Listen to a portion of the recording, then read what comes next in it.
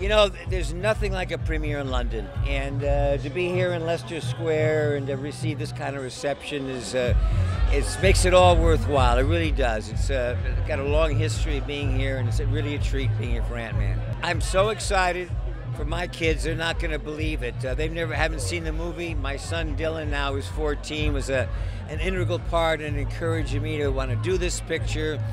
So for both Karis and Dylan, I can't tell you how excited they are. Catherine's close behind. She's happy too. Well, it was, you know, for me, this is my first of the superhero comic book characters, and so I'm not used to it. It's a little overwhelming. It's a huge production, but everybody was pretty well grounded. Peyton Reed, our director, did just an amazing job. Paul Rudd is going to make a wonderful Ant-Man for going to the future. Marvel was kind enough for the character of Hank Pym to give me a kind of a comic book with 2 years of the comics to kind of get a background of Dr. Pym. And it's a great character. You know, he's on one side a brilliant scientist, other side a real warrior, very successful. So I had a ball. You know, listen, hope we got more to come. Well, I was the original Ant-Man. I developed the serum that could make you small. And he was a very benevolent person who wanted to repair the world, or certainly to make it better.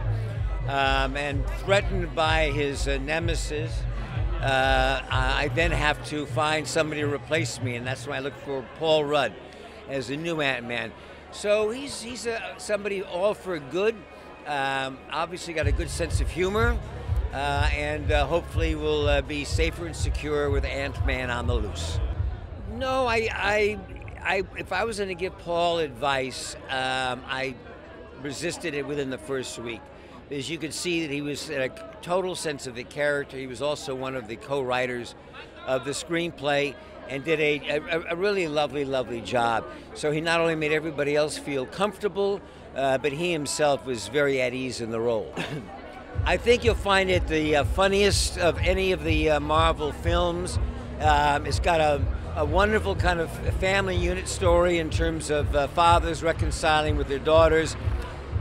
And the most unbelievable action involving macro action from a very small level, which is just phenomenal. It was parts that I had never seen before, but I think you visually will just be blown away by it. Ladies and gentlemen, you're watching Hey You Guys! Hey You Guys, huh? Hey You Guys. Is that from the Goonies? It is indeed, yes. Nice. Hey!